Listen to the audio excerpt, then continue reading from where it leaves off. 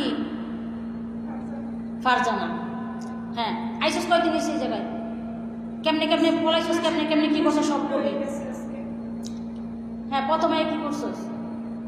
প্রথমে তো আমি কপিল ব্যবসা কাজ করার পরে দিয়ে বিষয়টা দিছি, পরে তো আমার আবার পলাই গেছিলাম, সৌদি বসে কাজ করছি বছর।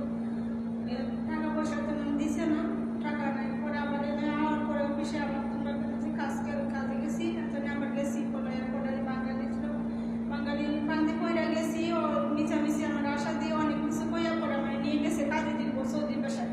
কাজে দিব কইয়া পরে আমার সাথে এমন করছে, খারাপ কাজ করছে। তো খারাপ কাজ করছে।